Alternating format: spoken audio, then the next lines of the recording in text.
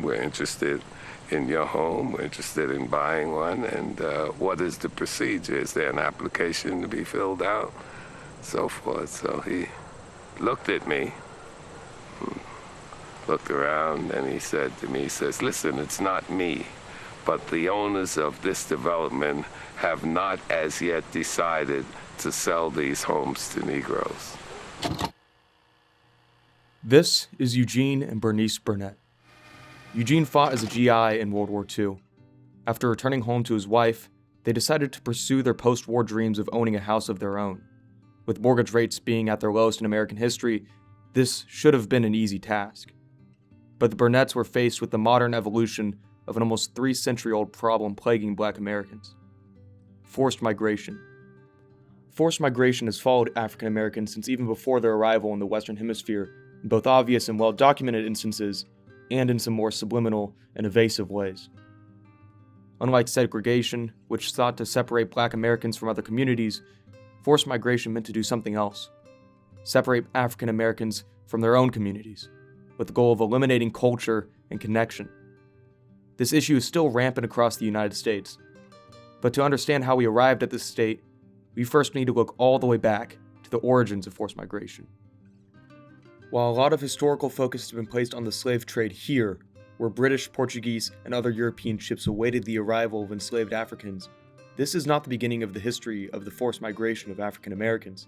To see that, we're going to look here. This is eastern Nigeria, and the original home of Olada Equiano. At the age of 11, Equiano and his sister were kidnapped out of their own backyard while their parents were away. He was separated from his sister and trekked southwest, switching hands constantly between enslavers and merchants. He reunited with his sister, only to be taken away again. He was starved, dehydrated, and sleep-deprived as he arrived at the Niger River. He reunited with his sister once again, only to be separated the very next day. After boarding a canoe, he traveled down the Niger River, and 7 months after his kidnapping, he finally arrived at the coast of Nigeria, where he was sold once again and forced onto a ship headed to America. Equiano's story is just one of many. African children and adults were commonly kidnapped and marched to the coast, separated from family and friends, resold consistently, and imprisoned in slave jails on the coast. There was a distinct reason behind this process and its atrocities, though. It was meant to destroy the psyche and the spirit of its victims. In these month-long treks, enslavers sought to dehumanize the people they kidnapped to the point where they felt completely isolated and unable to revolt.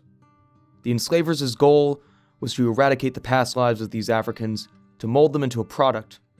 For them, an enslaved person who wouldn't revolt led to an easy sale to merchants at the coast.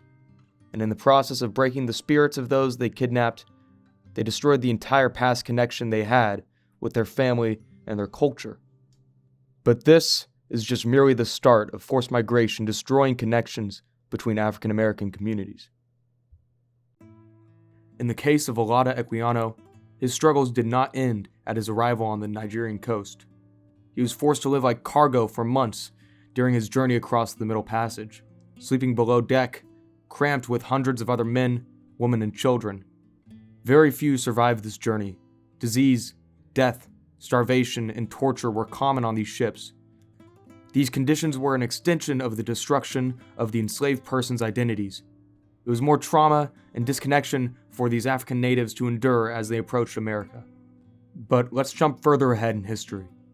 By the early 1800s, slavery was well established within the United States. While it served as a way for white landowners to control and own their laborers, it also provided a way for white enslavers to separate Black families. In 1808, the international slave trade was banned, meaning that landowners and enslavers could no longer receive more enslaved persons from overseas. At the same time, though, the demand for enslaved labor was booming, as the cotton industry rapidly expanded and became a multi-billion-dollar industry. So where did enslavers turn for more laborers?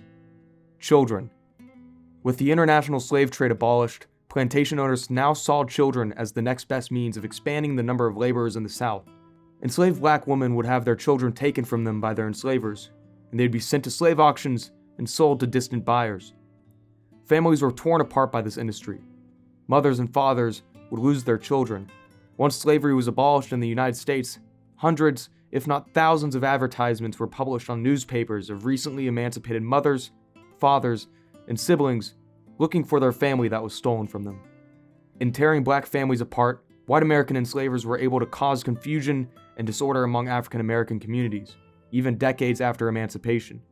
It led to thousands of black children growing up without an identity. To them, they were just seen as a product, not as a child, or a son, or daughter. Without an identity or background, enslavers created a generation of children without a semblance of cultural identity to grow up on, and essentially erased the history of thousands of families for future generations.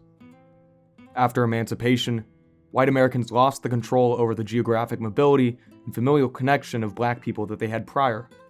However, they were still able to find ways to enforce authority over black existence and other means. One of these ways was in the form of infrastructure projects, which leads us to New York City. Just north of modern-day Midtown was a village of African-American New Yorkers known as Seneca Village. It was founded in around 1825, and around 350 citizens lived here at its peak. In 1857, though, the city of New York devised a new and major construction project that would span most of Upper Manhattan. Its name? Central Park, and part of its design ran directly through Seneca Village. The citizens of Seneca Village would not leave voluntarily, so local newspapers decided to create a smear campaign against the town. It was deemed a, quote, shantytown. Its residents, denizens, and squatters, despite the fact that Seneca Village was very well established and modern. Most of its residents were middle-class New Yorkers, not squatters, and the town contained multiple churches, streets, and schools. Despite their efforts, the city eventually used eminent domain to forcibly remove Seneca Village's residents, sending police squads to bludgeon anyone who wouldn't vacate peacefully. Seneca Village was demolished, and in its place came Central Park, a now iconic landmark of New York City. What remains of Seneca Village now? A sign. Seneca Village was one of the first, but absolutely not the last instance of infrastructure projects displacing African American communities. In the 1950s, the Federal Highway Act served as a way for white politicians and businessmen to target certain communities for their own benefit.